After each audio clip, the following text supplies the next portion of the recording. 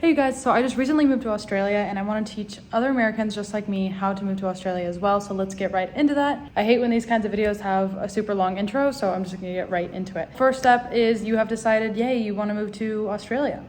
Great, let's get you there. The first thing you're gonna want to do is get a working holiday visa, and you're gonna go to the Australian Government Department of Home Affairs. The link is gonna be in the description to that website.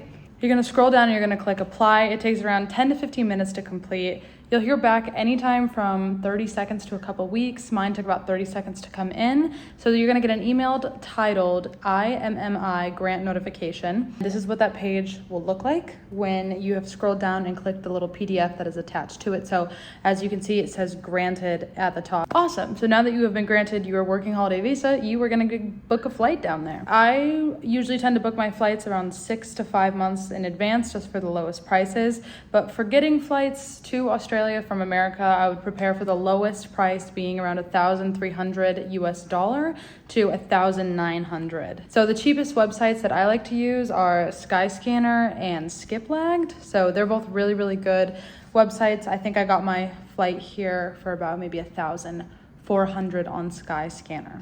Next, we're gonna get a place of shelter, where to stay within the city. So I'm currently in Melbourne, where there is lots of hostels available for everybody, but flatmates.au and Facebook Marketplace are genuinely the best for safe and affordable places. Please keep in mind that there are a ton of people here on a working holiday visa or a student visa, mostly from the UK, but we're kind of all in the same boat where we're all trying to find like a place to live. The next thing, it's probably the most important thing, is your tax file number. Now don't be stressed out because I said the word tax. You need your tax file number so that the Australian government can tax you. This should be done the same day that you get your Australian address and your Australian phone number. So this needs to be done and applied for so that employers can have it and legally pay you. I'm also gonna link that down below, like where you would sign up to get your tax file number.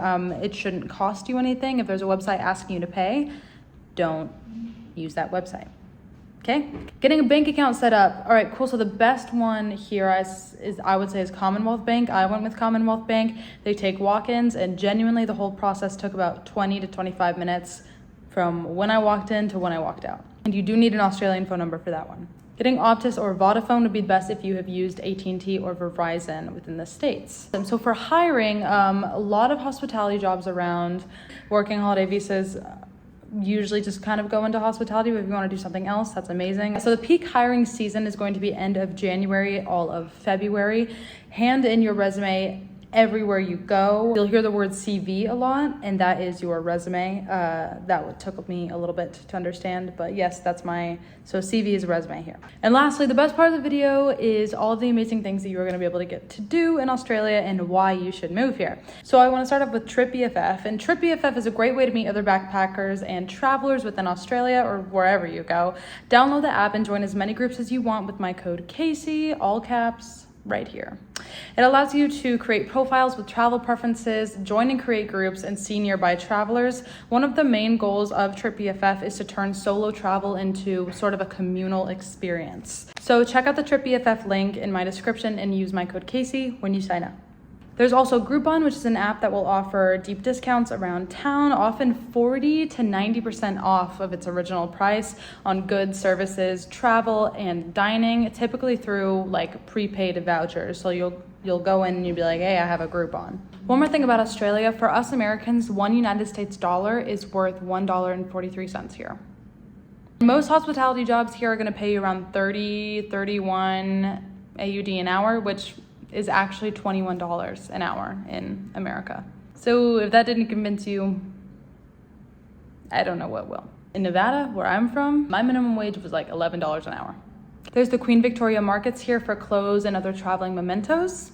There's the Melbourne Museum, Victoria Library, and Melbourne Central Mall, and many, many more amazing things. There's even an open air movie theater at the Botanical Gardens.